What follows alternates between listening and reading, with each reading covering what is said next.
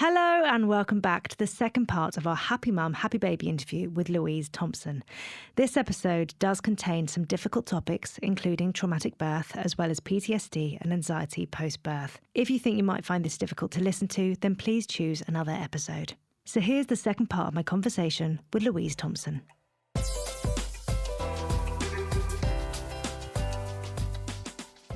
I mean, the part in the book where you talk about the hemorrhage, oh my gosh, like you're literally, you're just at home, Ryan's in another room, and you just start bleeding. But the way that you describe it in the book, it's not a little bit, and I'm saying this because I think it's probably easier. I'll say what I know, okay. And you know, just because I don't want you to have to say the words. Yeah. But the way that you describe it in the book is that it's like a hose has been switched on and blood is pouring out of you.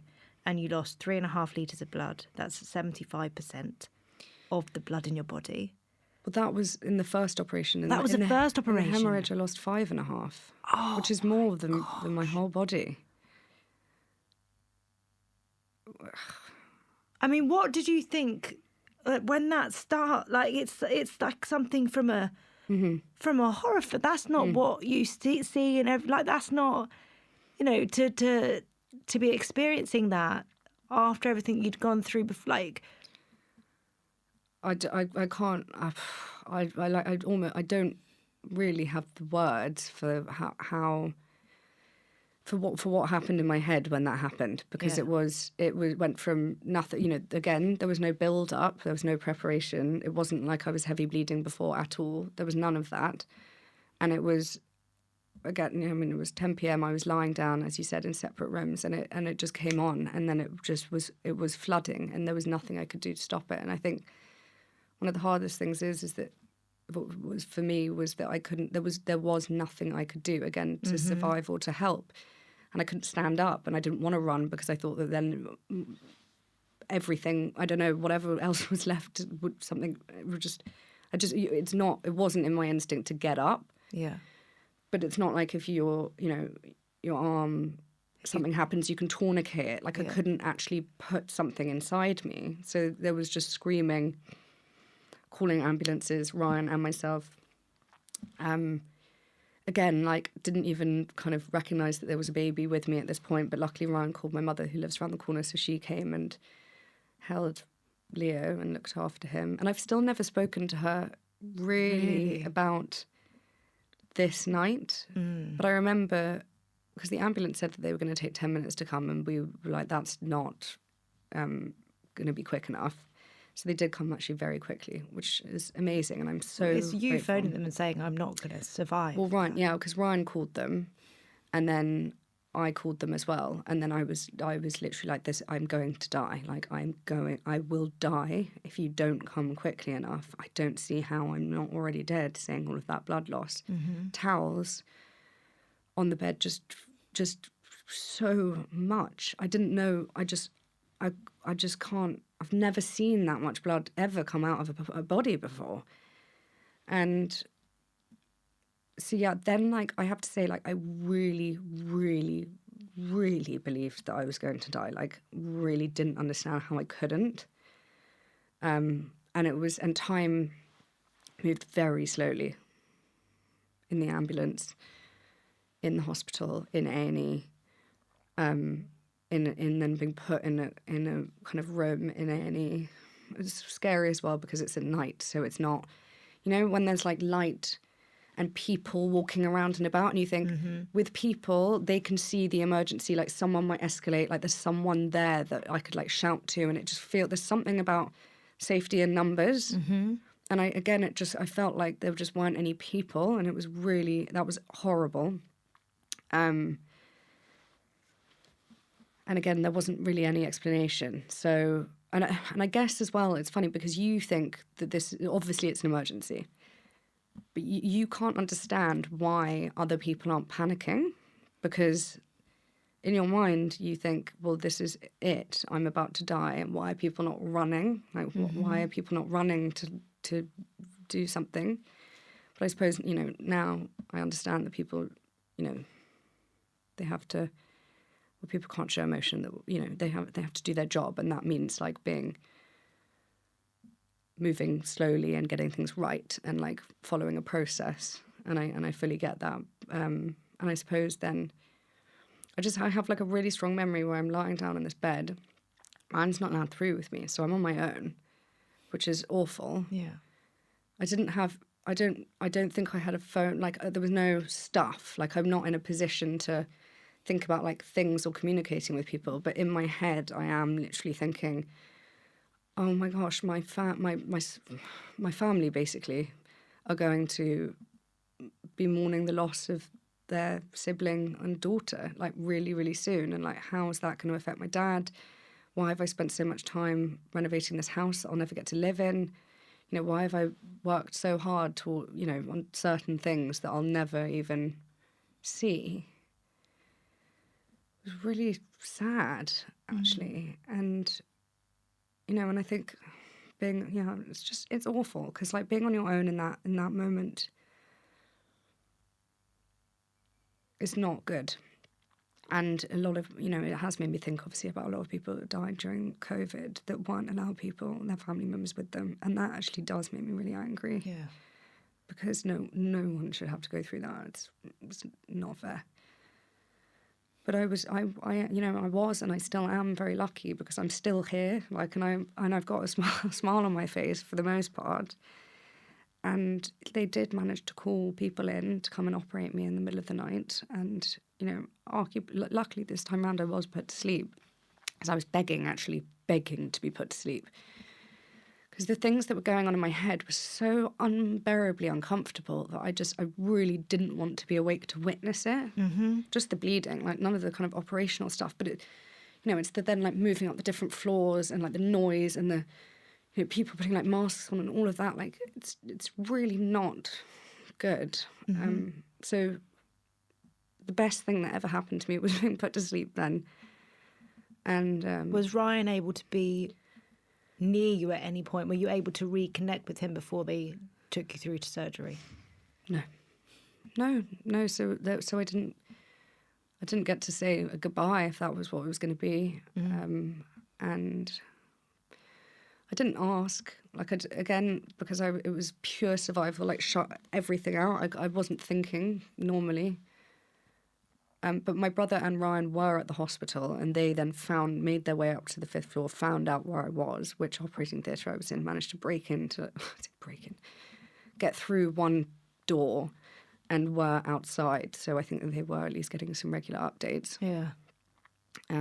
Which must have been really, really, I don't know. I still haven't spoken to them properly about that experience. Yeah. Horrible. Yeah.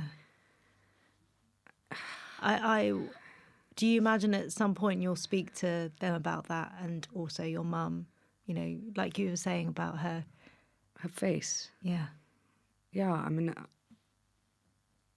horrible, like really horrible, like seeing her face like that, the fear. Because actually my mum's someone that's very stoic and very good at hiding her feelings and like very good at masking and being like incredibly strong. And I really do respect her for that. Yeah. You know, I never saw any weakness or any arguments between my parents growing up. Like, they sheltered us from a lot, maybe too much, but they were very, like, strong people. So to see actually the whole way along my recovery, to see my parents, to see so much, like, vulnerability in, you know, in their faces, and to see so much emotion and sadness has been really tough. It must really hit home as well that you are their baby. I know. You know? And I think that's, you know, it's funny because, it's not funny, but I just always say that. Yeah, it's expression. Like, it's funny. Expression, it's fine. But why, like later on when, you know, my mental health got really bad and we were looking after Leo, when everyone was back home and things, it occasionally crossed my mind. Occasionally I thought, oh, well, why are my parents not like really into Leo, like looking after Leo and asking about Leo and all of that? But I get it now, because I'm their baby. Leo's my baby. They don't know Leo, but I am the Leo. Yeah. I'm the one, like I'm their child. Yeah. So I think they'll always have a bond with Leo, Yeah. But their priority will always be you. Yeah.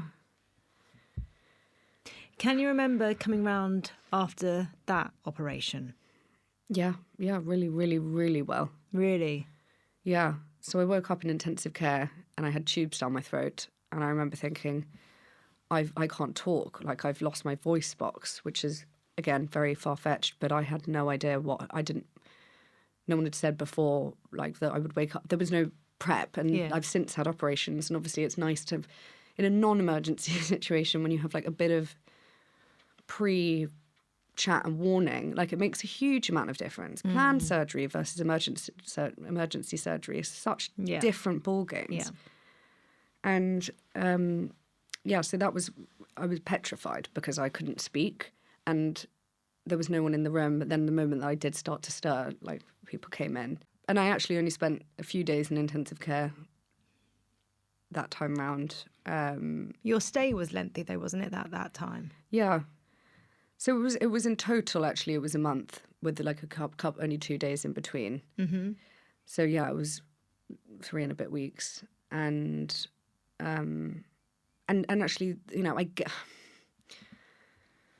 it's a weird one because I understand why like I kind of understand why they encourage people to get out of hospital, because the longer you spend in hospital, the more you experience, and like, they're not good experiences. It's not nice being in that place, and it's probably not good for your head to not, you know, to not see the outside world. So I was scared in intensive care, again, because I didn't trust anyone, the system. I was hyper vigilant. Anyone that came in, I didn't know what they were going to do, what they were going to put in these tubes. I'd never had like a line in my neck before.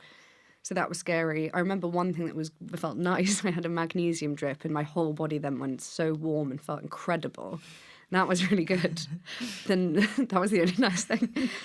And I had a really horrible experience where they pulled something out of me, which was really, really painful. But I was on morphine and like self-administering that. And then I moved, back down into the labour ward and went into that high dependency unit bit. And I really didn't want to then move from intensive care because I did feel a certain level of safety there. Yeah. And having spent more time there since, like, it's an incredible intensive care. Like that, I mean, the people that work there are angels, kindest, most gentle, compassionate people that really, really actually did make me feel very, very safe. Like, incredible.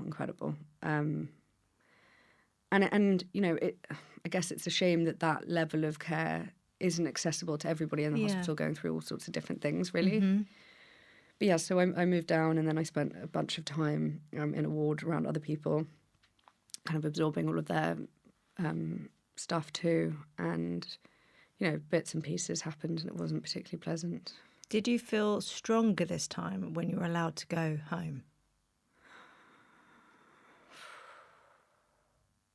Physically? I was really like pulled in two directions because I was desperate to get home in time for Christmas. Mm-hmm. But then I was really scared.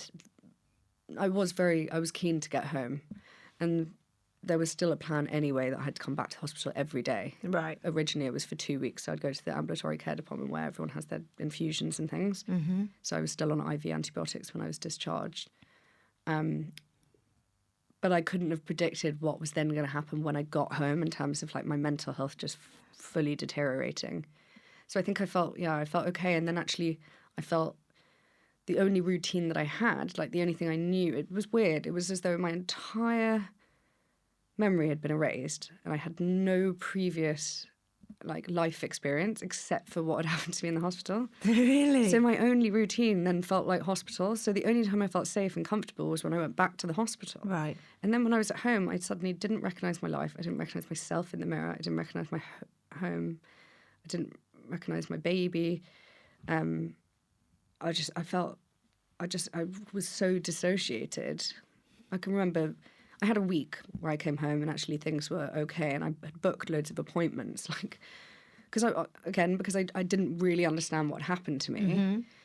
And but having those appointments, did it kind of make you feel like, again, that's almost like normality? Control. Normal. Yeah, and it was booking like an eye appointment because I wanted to make sure that whatever had happened to me, that I would like, that my eyes, it was really weird rationale, but like literally like, oh, an eye appointment, a dentist appointment, or like body, what did I do quite early on? Not like Reiki, but something kind of similar. Yeah, like a healing type healing thing. Yeah. And that was all okay. And then I left the house one day and I was sat in a coffee shop and an ambulance went past and my brain literally just went, phew. And I just then, I was like stuck in a permanent fear cycle where I just felt existential fear all the time. I just felt like I was dying. What did you do when that first happened?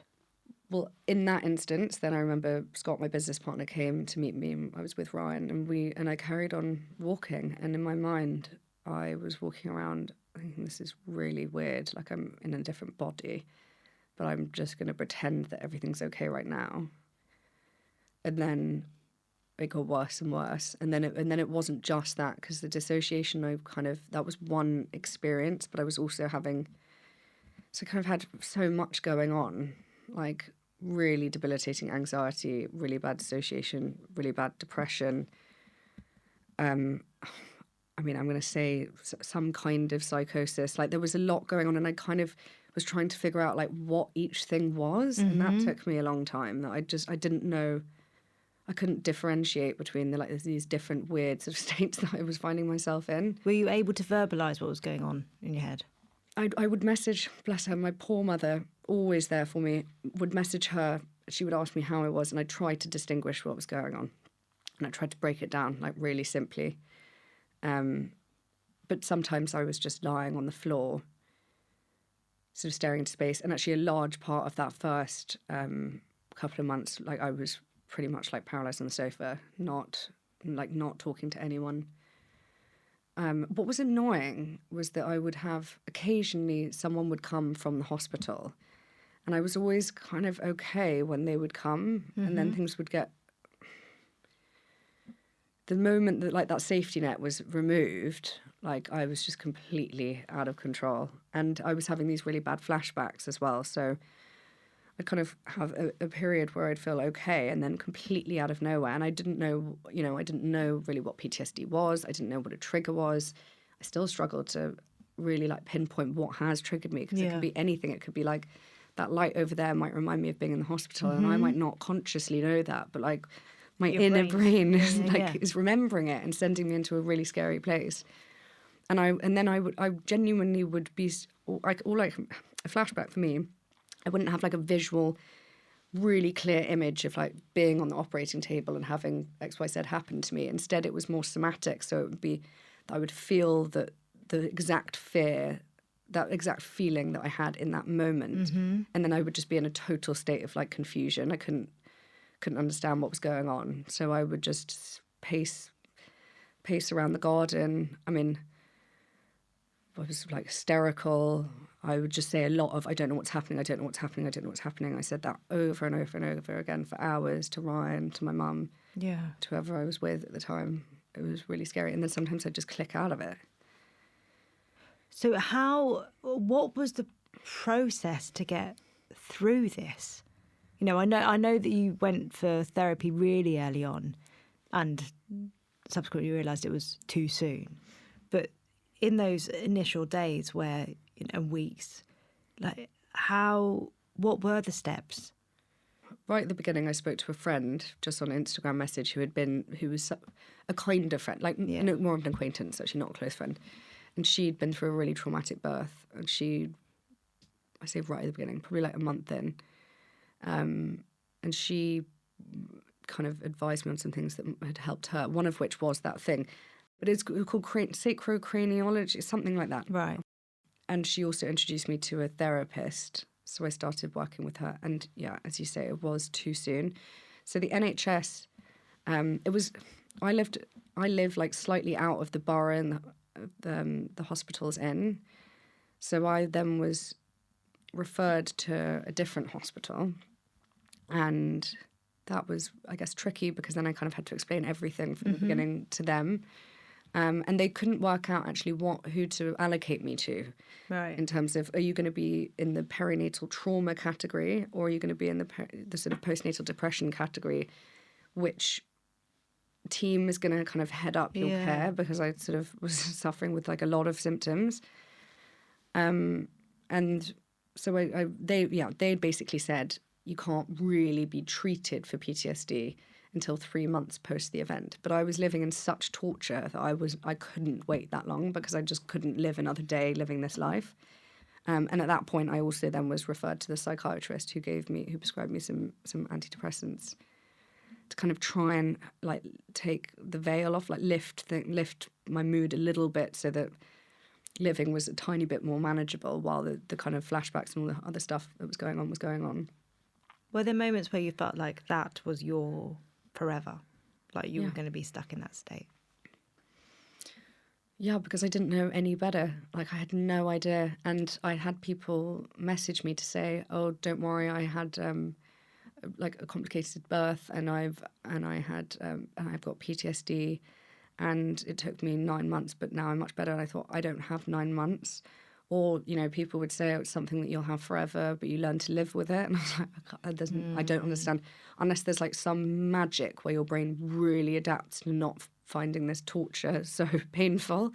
And I was looking for answers a lot at the beginning. Like, obviously, I really wanted a kind of a quick fix or something that was going to snap me out of this horrible place. And I guess, you know, the hopeful message is that I am really much, you know, I'm like largely better. And I am, you know, the trauma at the beginning for me took up 95% of my life. And now it probably takes up 5%, maybe, like probably even less. And I'm able to do really normal things and have conversations like this and to even like laugh about like parts of it.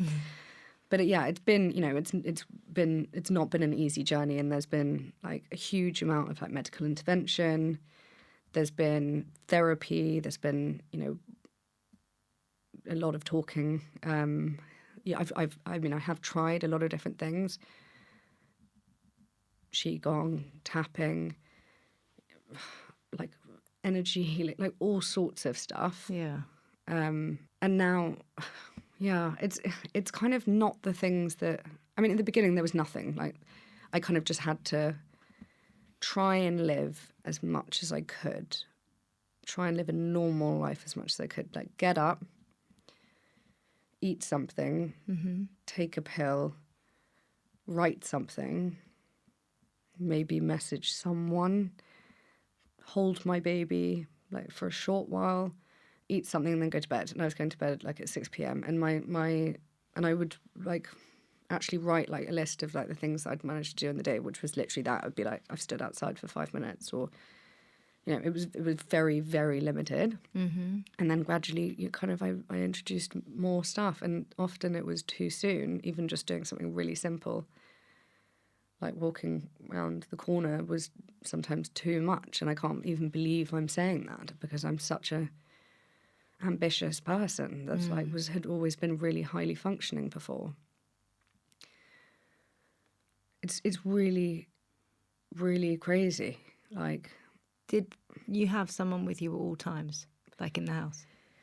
Yeah, and I actually remember the first, and I can't remember exactly when it was, but I remember thinking, oh my goodness, I'm actually on at the house on my own. Like, really? And I remember, and it was a really long time after I'd had Leah, but I remember actually thinking and I had loads of moments like that, which were first moments. They were light bulb moments. Yeah. And again, you know, normal people wouldn't be thinking about these things, but I honestly would be like, I can't believe I've just walked the dog on my own. And, you know, I can't believe I've just driven, because I didn't drive for a really long time. I didn't go to the supermarket with Leo and do like the normal, like, putting him in the trolley thing and like the kind of like cool mum things. Even I didn't carry him in a harness like on my own for ages. I didn't really do anything on my own. But then there were things, weirdly, that I think we did that I probably wouldn't have done had the circumstances been like a bit more normal. But Ryan and I would go out and do things like on the weekend. So we took Leo to the zoo, or we like went swimming. And I don't know how we did those things. And I don't even think I was like really feeling very alive. But So yeah, maybe when he was like 3 or 4 months old, like I took him swimming, got a picture of it, sort of did it because it felt like the right thing to do. But there was not a lot of like conscious thought that was.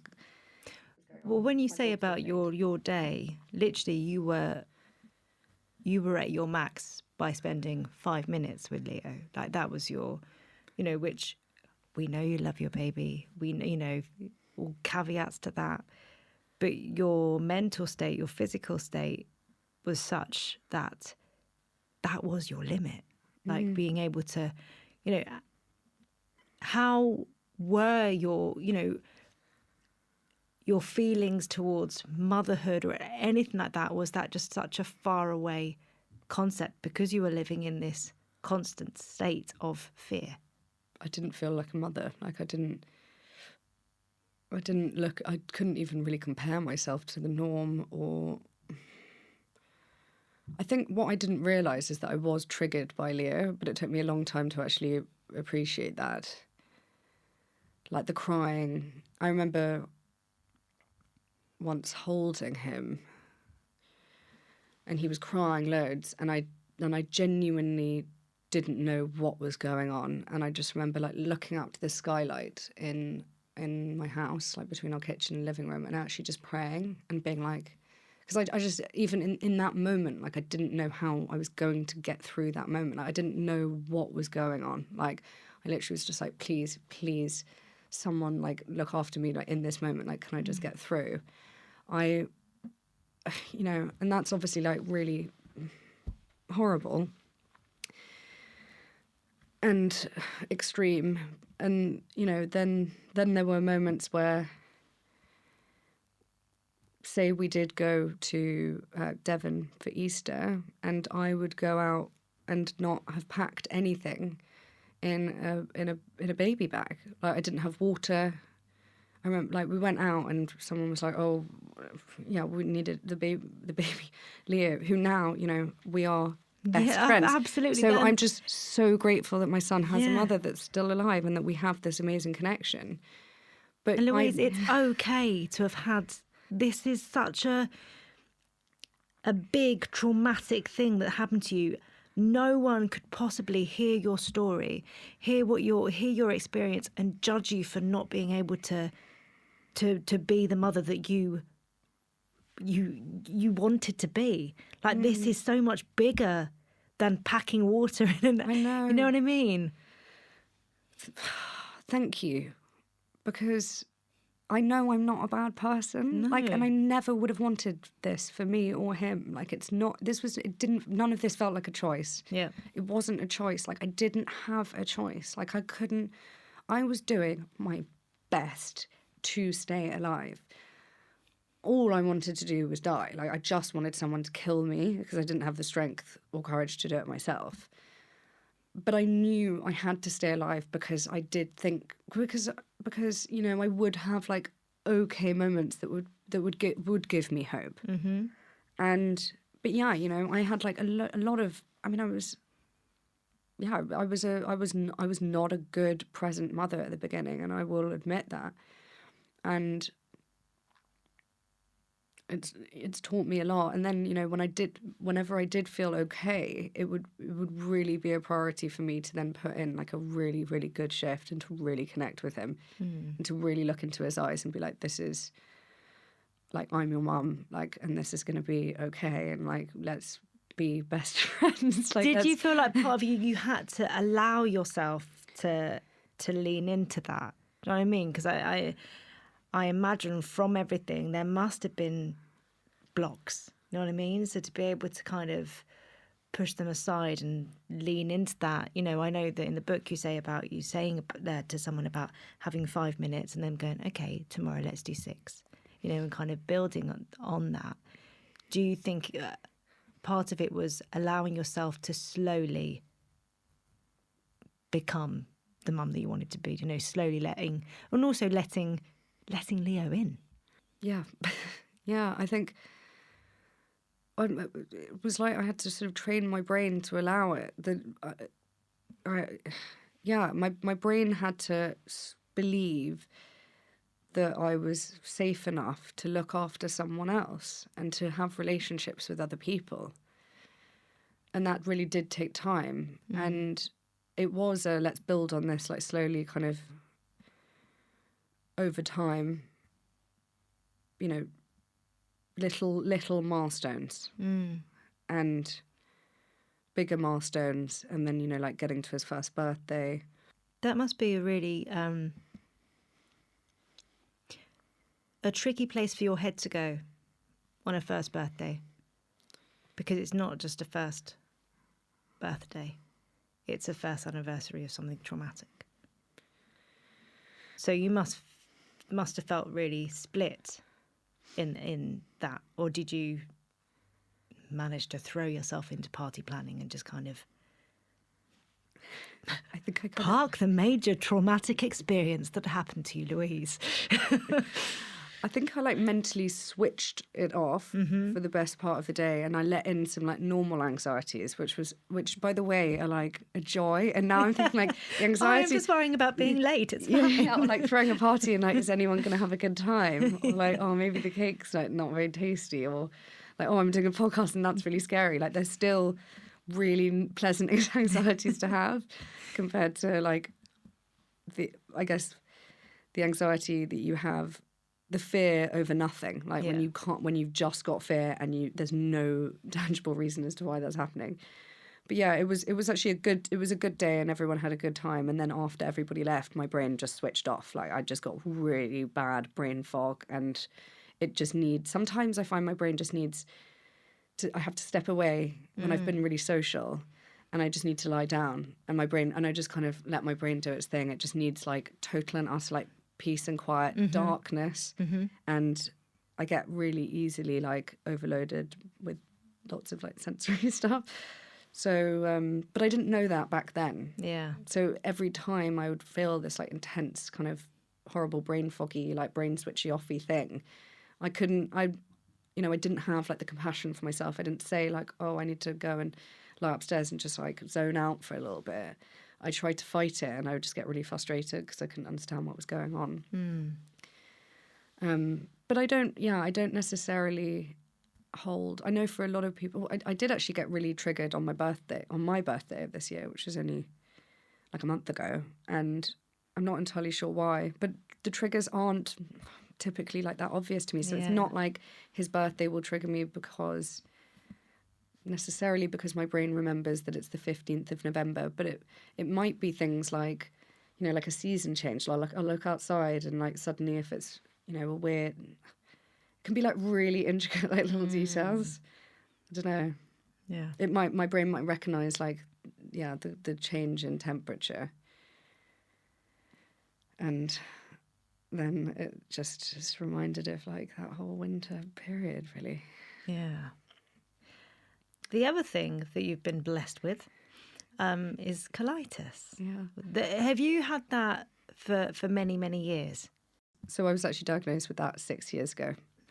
So about a year into running my relationship, and it was because I started bleeding from my backside kind of out of nowhere. I'd never had that before, and I thought it would pass, and it didn't. And we do have a history of bowel cancer in my family, so my parents were like, this is a bit of a red flag, can we get you seen? And I did have an NHS and a private colonoscopy because I had to wait a little bit for the NHS one. So I was like, but I want to kind of be across both. Yeah. And and it came back that I had ulcerative colitis, which is an inflammatory bowel disease. But it was, for the best part, like I was quite lucky with it. It was pretty minor, like pretty asymptomatic. I would get some bleeding, but I didn't have a lot of pain. I didn't feel like lethargic, slow. I didn't have kind of like chronic tiredness or anything. So I kind of just weathered that storm and occasionally took pills. And it would get a little bit worse when I would travel. But it was really when, after I had Leo, that it got really bad. Do you think the surgeries exacerbated it? I can't necessarily blame like the surgeries. I don't know whether there was an attachment there. I think there's I believe that there's some research that suggests that postpartum, with all the hormonal changes and all of that kind of stress that your body goes through, that can bring it on. And also sometimes people, when they're pregnant, I was lucky I didn't really have any symptoms, but sometimes people it can get really bad. So they can have a really bad flare up when they're pregnant. But often people then afterwards do. And I imagine like all of the other kind of trauma that was going on, like mentally and physically, so the connection with the brain and the gut was bad. And plus I was on the antidepressants, which affect the serotonin in your body. And I know a large part of that is produced in the gut. So I used to get this like awful cramping actually in my tummy, have like horrendous diarrhea. And then I'd almost feel like these huge surges of like, whew, it was really, really odd.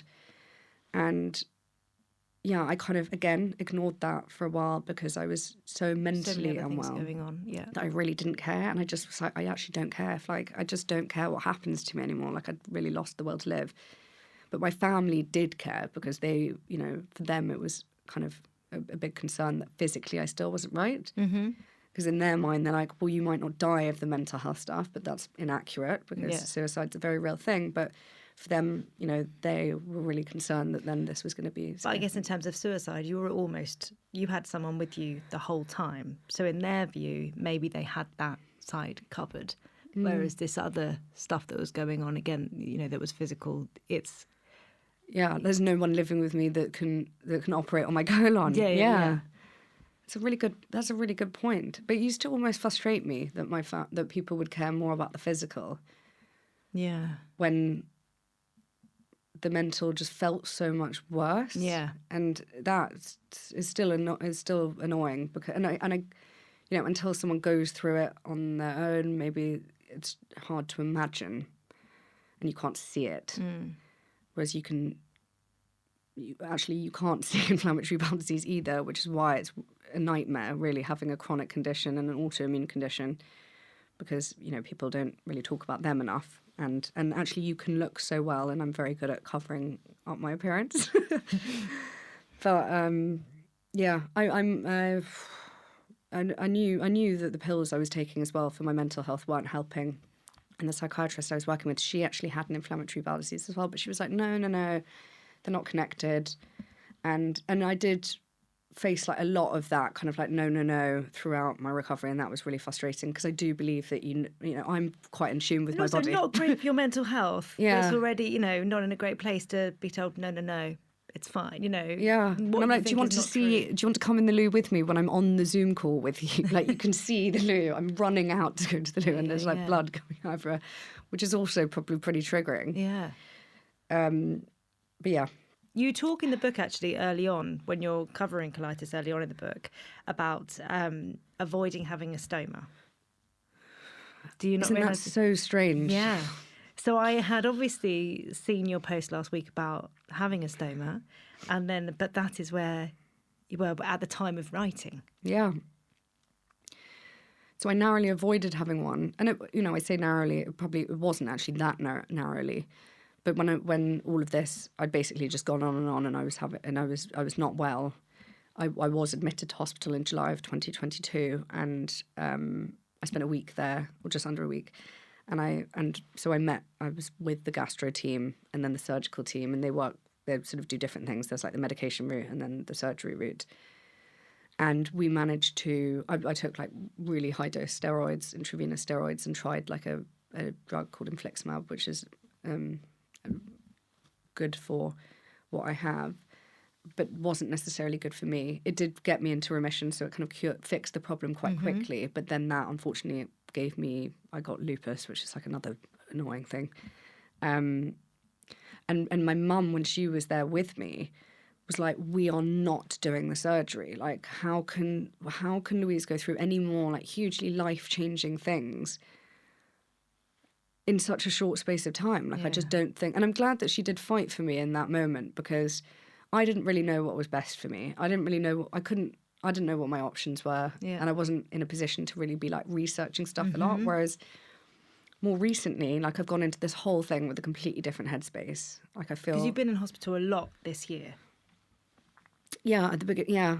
Well, so I went in, I basically decided to get away for the whole of January because I'd had bad Januaries for the last couple of years. So I was like, I'll just move away from everything here, winter and the hospital. And I was really ill, so I shouldn't have gone. Yeah, I really shouldn't have. And I had to fly back early.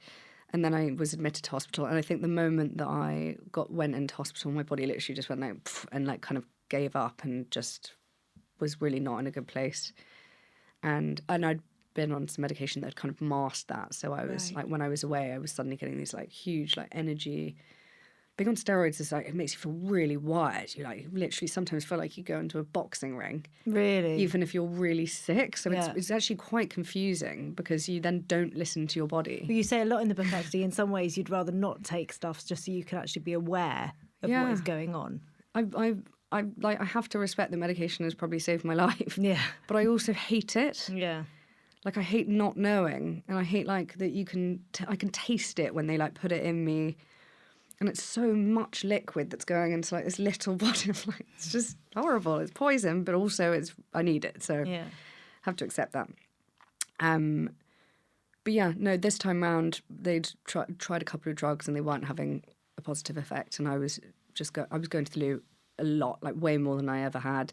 I mean, I had a little chart. It's very like basic when you're there. Like you literally have a poo chart with different columns, number of time, like those sort of numbers for different kinds of poo and colours and stuff. And it was all just, and it was really demoralising actually being confronted with that piece of paper and having to go through that, because when I was on holiday, like I wasn't doing that. So I was kind of ignoring it, and I was sort of okay in the day. It was all at night. But it was literally every hour. If I had a 3-hour window where I wasn't like, you know, having lots of bloody diarrhea, there's not really any poo. It's just blood that's coming out of me. And it just was nonstop. And yeah, I'd celebrate if there was like a 3-hour period where I didn't have it. And then I started to get really bad pain. And I was put on a immunosuppressant. Right. Yeah. Which I think is quite a strong drug. And it was on it back to back. It was just sort of like clicking away these machines. And that made me feel awful. And it wasn't like I didn't have a good reaction to it. So it wasn't helping the problem. And I maybe had like a day where I was like, yes, maybe this could be a turning point. Maybe things are going to get better. And then like the blood results just got really bad again. And I got to the point where, I didn't give it an awful lot of time to work. It's only really a week. But the pain was so bad. And the kind of, what the doctors were saying, I mean, basically they had like, it's quite like black and white. There was like a chart that they came in with, and my albumin levels, which is how your body absorbs, I think, like proteins, but just food. Yeah. It was literally just like getting worse and worse and worse. They kind of just like pointed this chart out and went, like, you're meant to know what it is. Yeah. Okay, like, it's a chart. This is happening. And I'm like, should I do some palm reading? I might actually be better at that than the albumin chart. And they were like, yeah, it's not working. And then I'd panicked, and I'd got my phone and DM'd everyone that I'd ever met with a stoma, or who had ulcerative colitis, or who had had a stoma, maybe a reversal, or all sorts of people or people that had avoided it. Mm-hmm.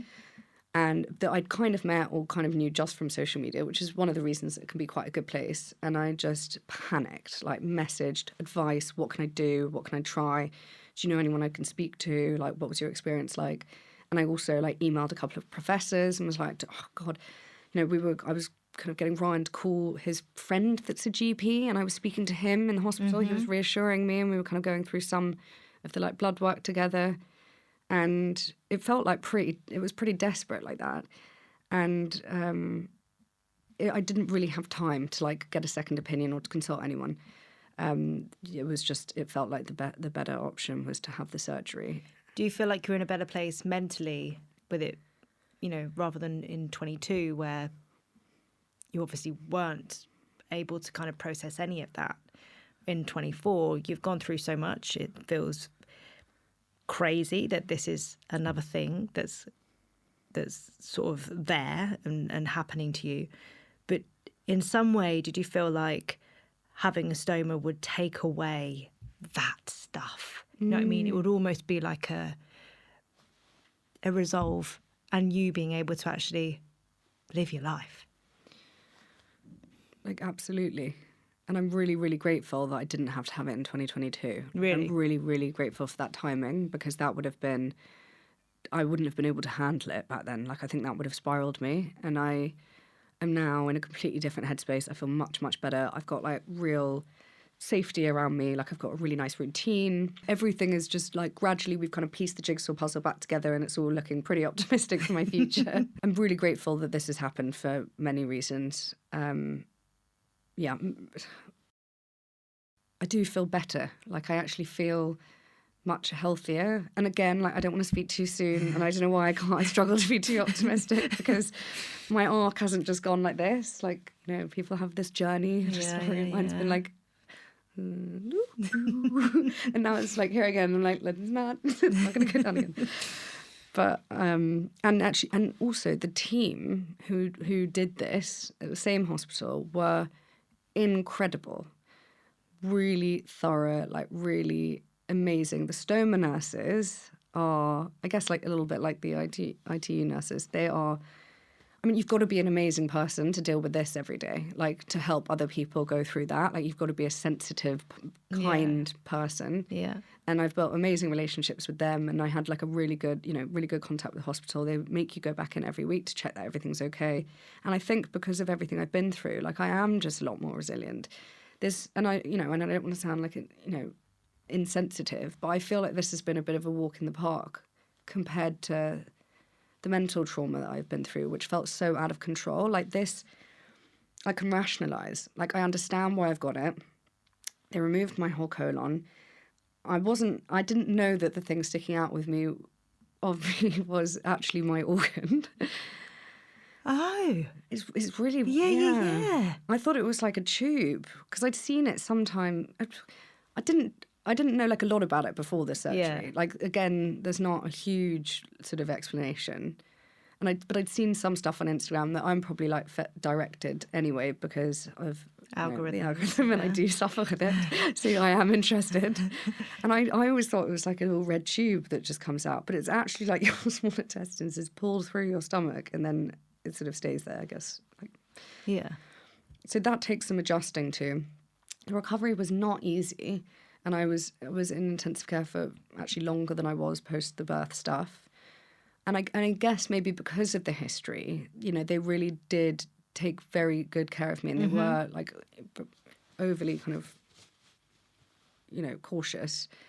And I was going to say worked with. I was worked on, but I had met some really nice people. Yeah. Like really nice.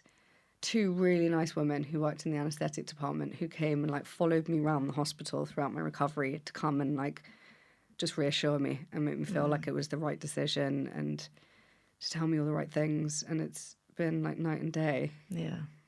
And Leo would come and visit you in the hospital? Well, he only actually came once. Oh, did he? Mm. How was that? Did he?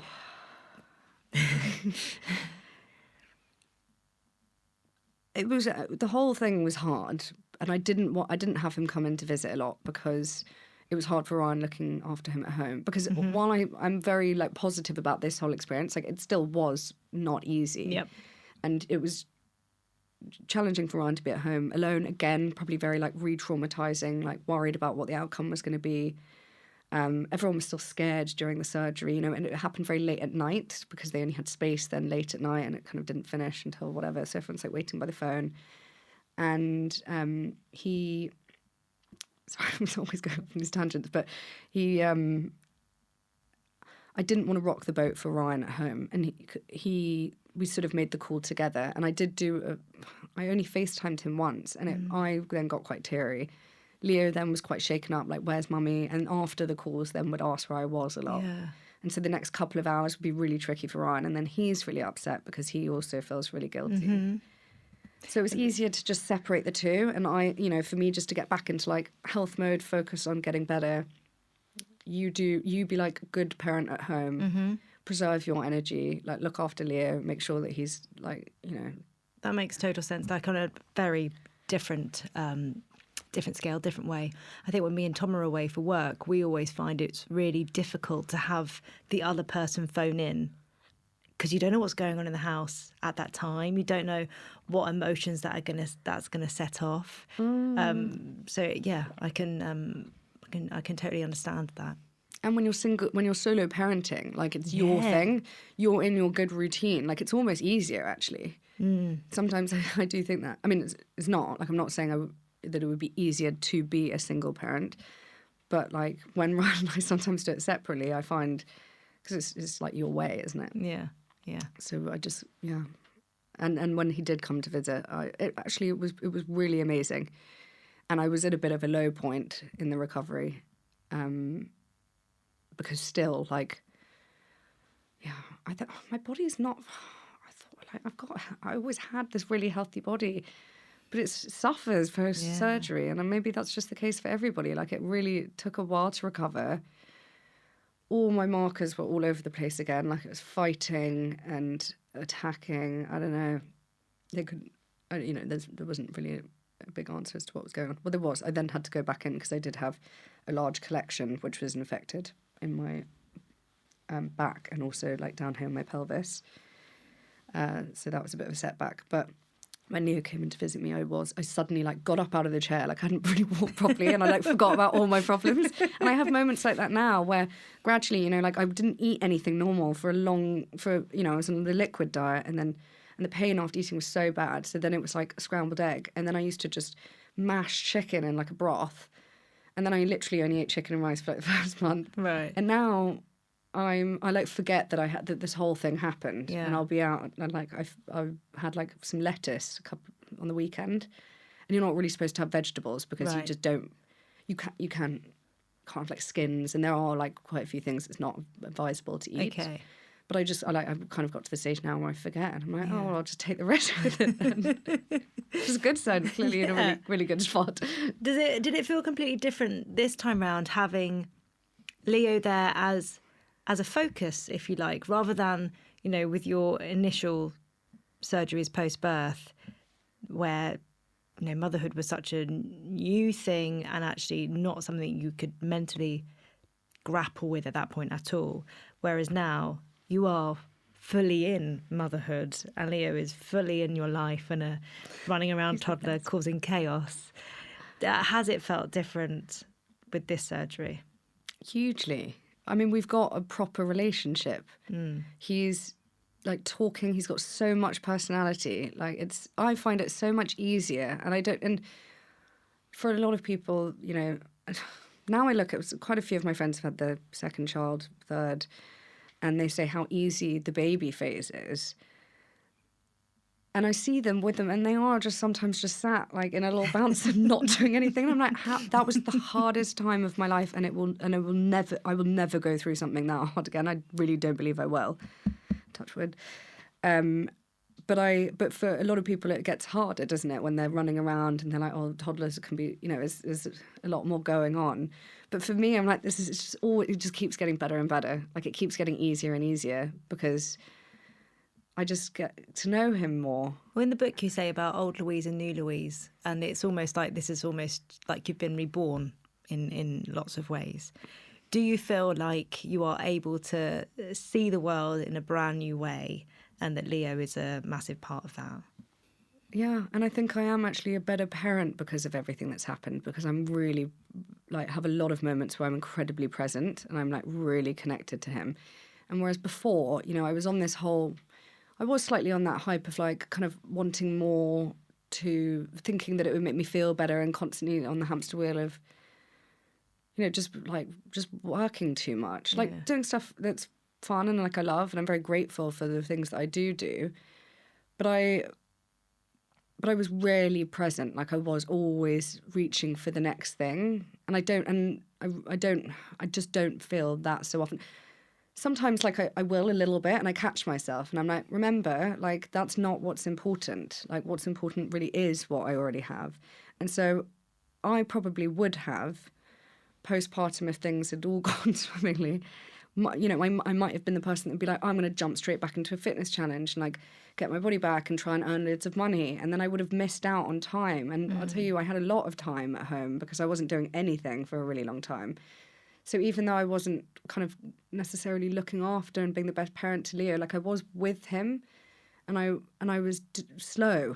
Yeah. I was living like incredibly slowly, and I had a lot of time to think differently and to write about things. And I've got amazing bits of writing. some of which is in the book, and then, you know, other things that are just too private really to share, or like bits I'll kind of drip feed into like Instagram captions, or, you know, things that will come out in conversation with people when we talk. Yeah. But that is a good thing, I think. And yeah, I've definitely learnt a lot.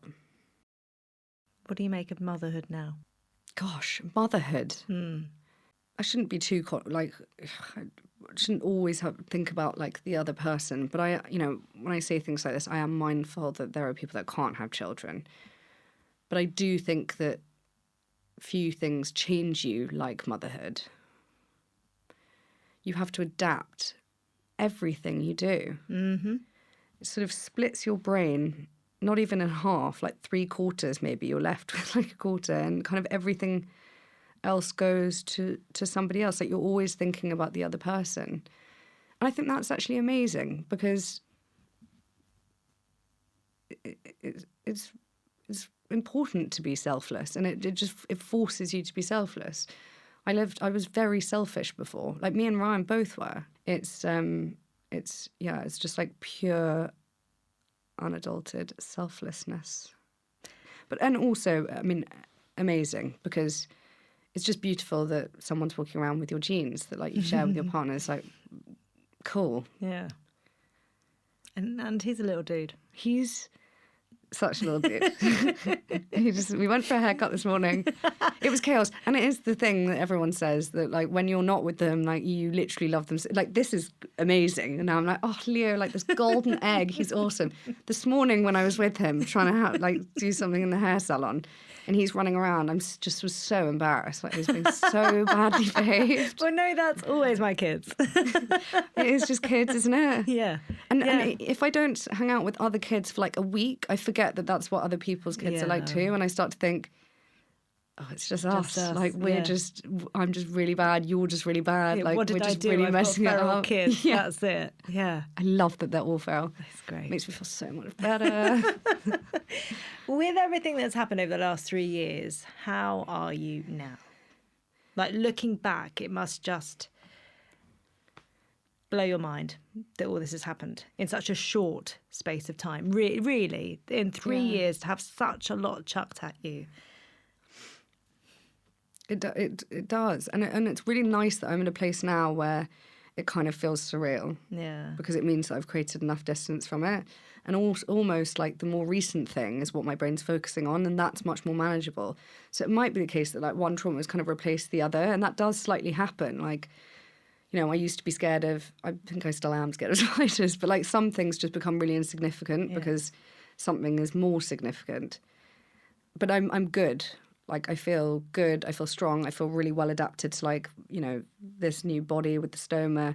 I'm really, like, in a good place with my relationship with Leo, and also with my partner, and also with my family.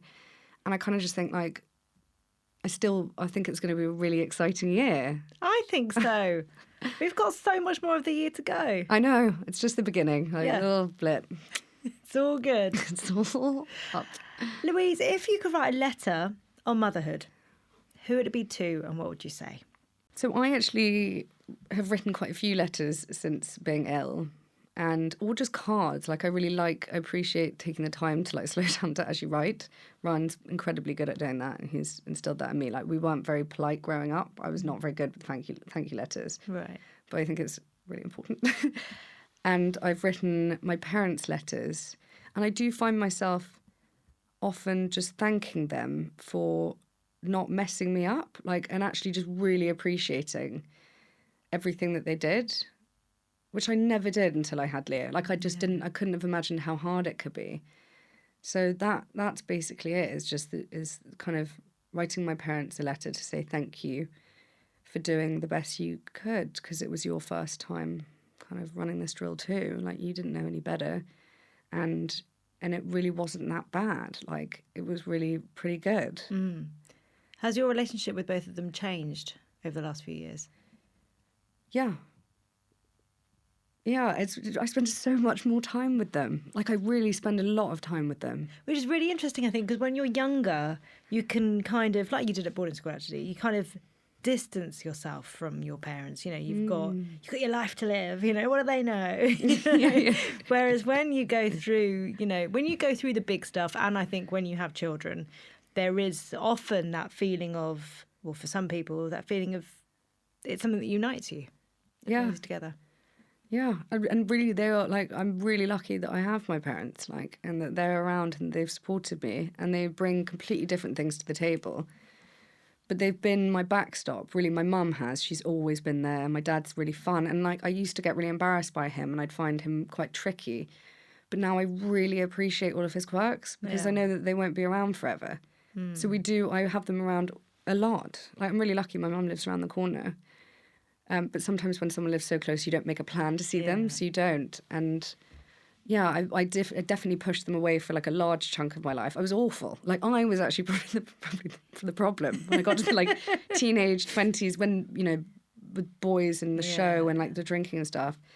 I think I was just tricky. And then now we're just grown-ups. I can't believe it's taken this long for me to be a grown-up. I had to get really sick to actually grow up. But it's happened. It's happened. Welcome to adulthood. Thank you. I think I'm here to stay. There's no going back now. No. Louise, we finish each episode of the podcast with you completing 3 sentences. The first one is being a mum means. Being a mum means being able to basically be a child again. So I get to eat children's food. I get to lie in the cot. I still lie in the cot with Leo every night. Do you? Which is really, really bad habit. Oh no, we did it. You did? Yeah, for like an hour, and I'll just lie there in the dark with him and like read, and just, it's quite nice to be able to sit on the floor and just kind of roll around. And I know that's like a really weird thing to say. No, that's so it's true. like being childlike again. I'm also watching children. I love cartoons. Are you on Bluey yet? Bluey. Bluey's great. So good for anxiety as well. Children's shows are much better than... I mean, Ryan watches like really aggressive stuff. I'm like, no, I just want to watch Peppa Pig. Perfect for my brain. I am a child. The next sentence is, since having a child, Since having a child, I have learnt to like really be incredibly efficient. So I basically just run my life to the Pomodoro method, like 25 minutes on, 5 minutes break, 25 minutes on, with everything I do. What is this Pomodoro method? It's like a working thing. So there's like a timer. Yeah. So you, on your laptop, or just like the internet, you could there's like a website, you like download a little plugin thing. Yeah. And it's just like you really focus for 25 minutes and then you kind of zone out you get like a 5-minute break. And I kind of do that even with like, looking after Leo, I'll be like in and then I kind of step back. Yeah. But all just the way that I break down my day is like really in manageable chunks just to kind of like get through to the next part. Like sometimes you just have to do that. I'm like, okay, good. Like weekends, morning, 3 hours. Lucky we still have the lunchtime nap. Don't know whether you've got that, that luxury. But just time management. Yeah. We've got it on lockdown. Since having a child, I have time management. I have time management. I like this a lot. And finally, I'm happy when? I am happy when I am... A lot of things. I'm happy when I love having a bath with Leo. It's just lovely. And even seeing the way that he's adapted to this like new addition to my body is just... It's really quite sweet. Yeah. And just so innocent. So being around him as he's learning to talk is pretty special. Mm-hmm. Like it's funny. It's very funny. What else? I'm not happy when I'm traveling, and I used to love that. So it's like a complete 180. Really? I used to travel all the time, and now I'm like petrified of traveling. Like I always have a terrible time when I travel, and even really like traveling around the UK. Like my brain doesn't love it. And I kind of speak about my brain as if it's not me. I'm like, I don't love it. My brain doesn't like it, and it's kind of annoying. But yeah, and it's a shame because Ryan really wants to travel more, but I'm happy when I'm at home. Like I didn't have a good relationship with my house because of the stuff that happened there and the hemorrhage and not recognising it when I came back from the hospital. But now I love it. And that's a really great place to be because I feel really, really good there. Love walking through the door. I love that. Louise, thank you so much. Honestly, Lucky is such a gorgeous book, and I hope lots of people read it, and I think it will bring comfort and hope to so many people. Thank you. I hope so too. Thank you. It's been so nice.